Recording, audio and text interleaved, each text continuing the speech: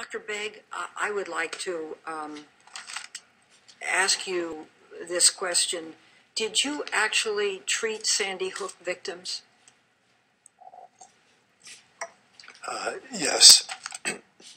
I was in the ER that day when the victims came in.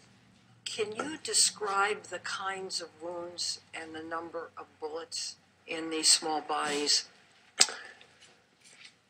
There's privacy rules and HIPAA and just that prevent me from actually detailing the type of wounds. But most of the victims actually didn't come in, and we have such horrific injuries to little bodies.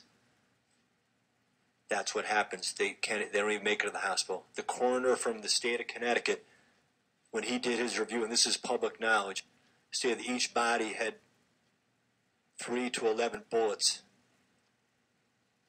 Okay.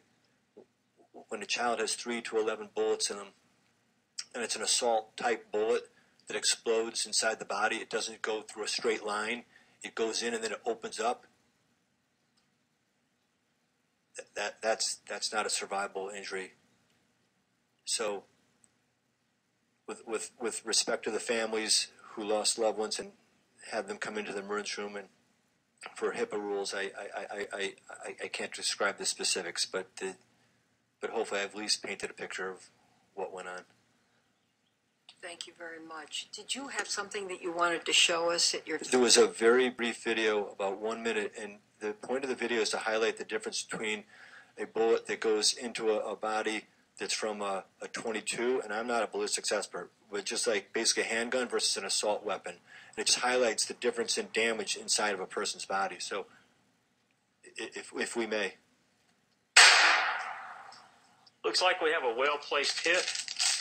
Get that out of the way. You can barely see it. There's the point of entry, and it did not exit the block. This is the right side of the block, turned upside down. We just have a very narrow channel where this came in, and about 4 inches, 3.5 to 4 inches. I did notice it was approximately ½ inch deep and about 1/4 inch wide. I actually lost the track or channel at about the 8-inch mark. Test rifle is the AR-15 Bushmaster Varminter, 24-inch barrel, 1 in 9 twist. Scope is a Leupold Mark III, 4.5 by 14 by 50, currently dialed in at 200 yards.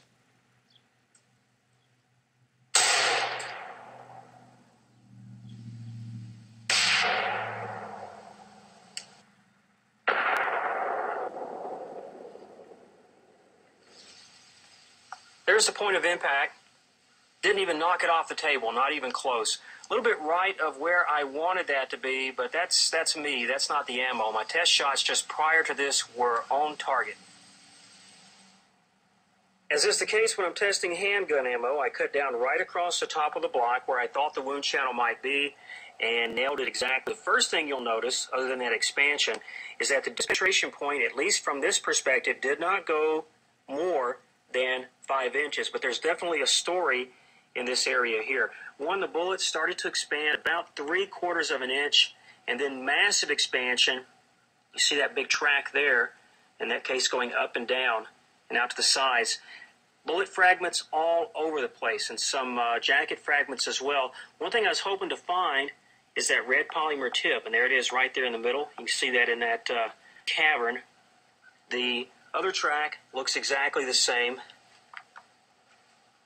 See how that opened up? And that's the real story, is look at this massive cavity in this area.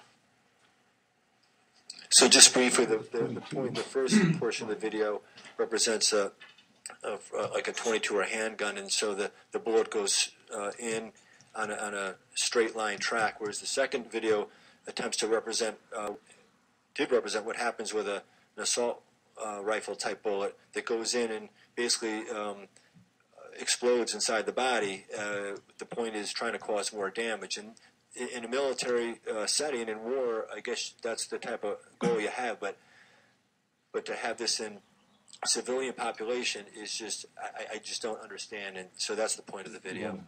Thank you very much. Appreciate it. Senator Graham? Thank you, Doctor. I definitely get where you're coming from. You see a lot of things that most people never see. Mayor, what percentage of violent deaths involving a firearm in your city are a result of handguns versus rifles? Do you know? Thank you, Senator. In 2012, unfortunately, we had 331 murders in the city of Philadelphia. Pretty consistently over the last 10 years or so, murder has been committed with a gun or other handgun or rifle type of weapon. Usually anywhere from 82 to 85% of the murders in Philadelphia are committed with a gun. But you don't know of, just nationally, according to the 2011 numbers, 2.5% of homicides were committed with some form of a rifle. You think that's vastly different in Philadelphia? And I know you don't. I mean, I know. Well, I do have some numbers, Senator. I think the thing. So I'm not going to talk about the national picture. Yes, sir.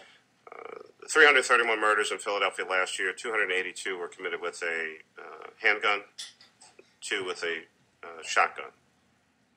This year, we've had 31 murders, which is actually 37% down year to date compared to last year. 25 with handguns, 2 with a shotgun, including, unfortunately, yesterday morning, Jennifer Fitzpatrick, 37 years old, mother of 4, was killed by her ex-boyfriend in front of her 4-year-old with a 12-gauge shotgun after chasing her down the street and shooting repeatedly after her. So gun violence, certainly in Philadelphia, many of our major cities across the United States of America, I would only suggest, Senator, handgun, rifle, shotgun, dead is dead. Well, and that's what's being experienced in our cities all across America. I couldn't agree with you more, but the reason we have hearings like this is to try to paint the picture for America of the problem we're trying to solve. Right. And I don't know what percentage of deaths are caused by rifles in Philadelphia, but I know nationally it's 2.5%. Mr. Hardy, you've done some research on American ownership of the AR-15, is that correct? Yes, sir. Under the Heller definition, do you think it would be a commonly used or a weapon in common use at the time? Senator, I believe it would clearly be a weapon in common use at the time. The first bit of research I included was that approximately 22% of all American rifle production at the moment is devoted to the AR-15 platform. Excuse me, that's the minimum. Those are companies that only make AR-15s. Then you've got the other companies that make that plus some other arms. Now, back to the background check.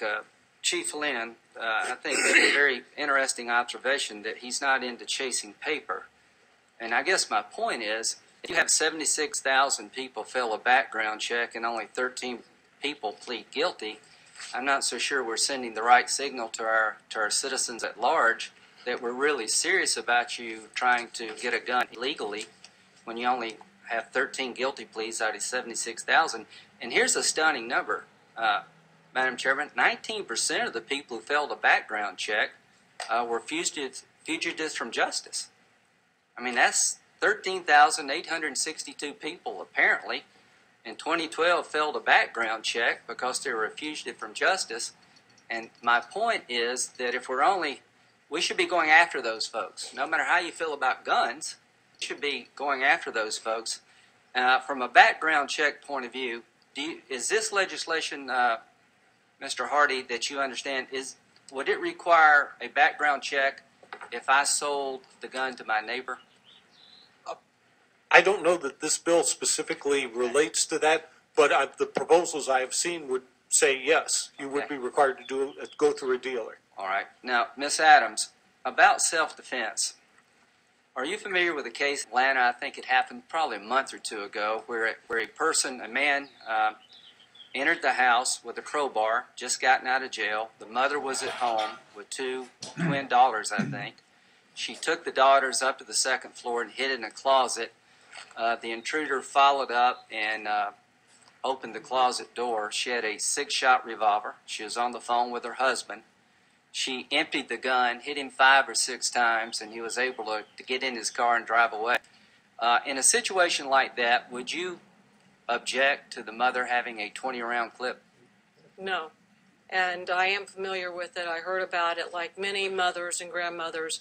As a law enforcement officer, the question I had was if he followed them upstairs, sought them out when he had full access to any valuables downstairs, what was his intent? Well, we'll never know what he was up to because it ended in a way where the family was safe. And we all agree that no one who is mentally unstable or criminal should have one bullet with any gun. And the whole point here is try to make sure that we balance keeping guns out of the hands of the wrong people without also recognizing the Second Amendment.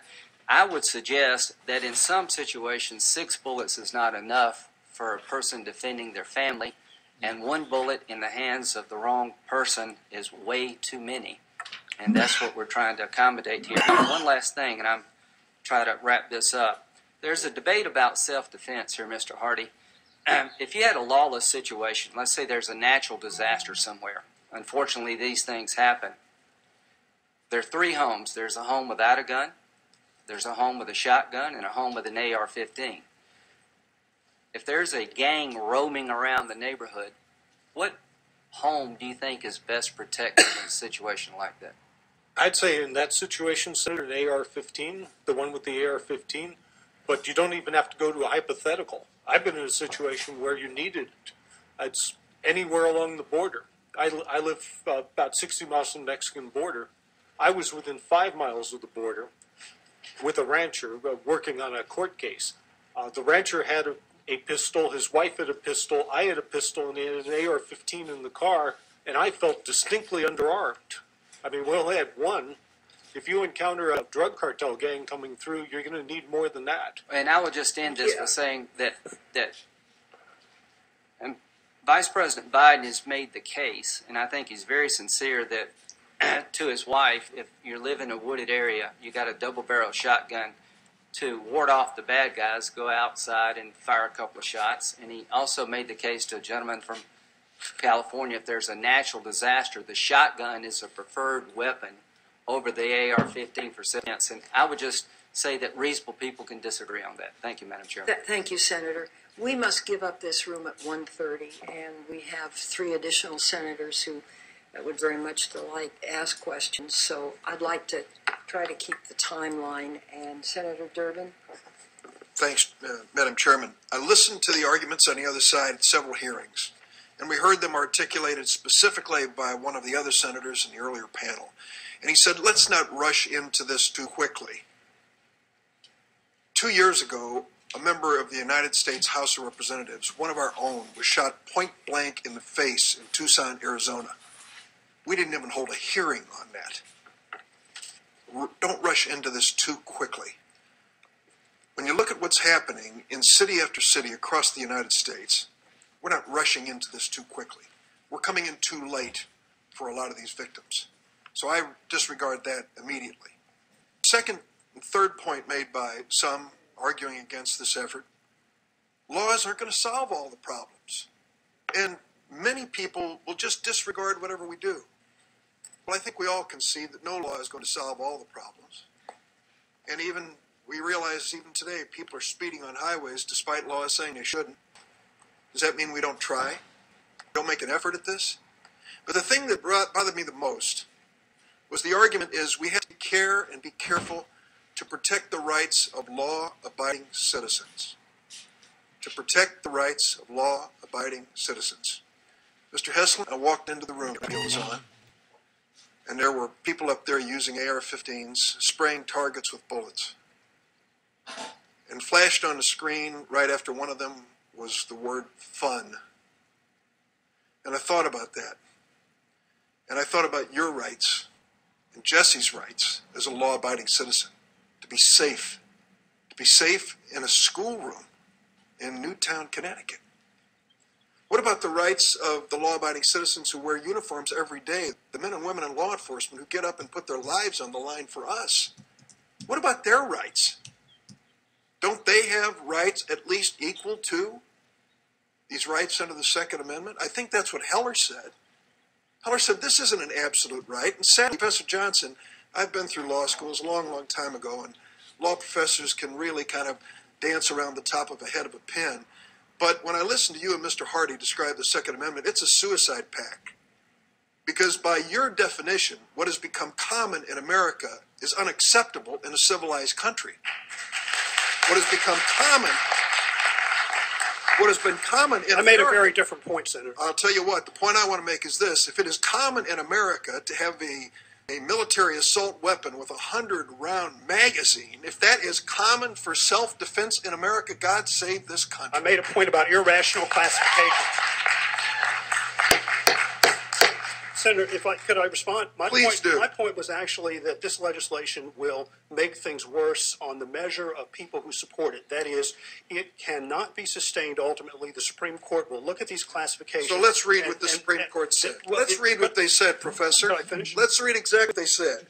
They said that the court held in Heller that the Second Amendment preserves access to firearms in common use and not dangerous or unusual, And that last piece is for exactly the purpose my point. of self-defense. If it turns out that you Excuse can, me, sir, are you arguing that the AR-15 that we just saw demonstrated there is a common weapon, not dangerous or unusual, used for the purpose of self-defense? Is that your argument? that is not my argument, actually. Well, then I can just tell you, you've been excluded by Heller. Please respond.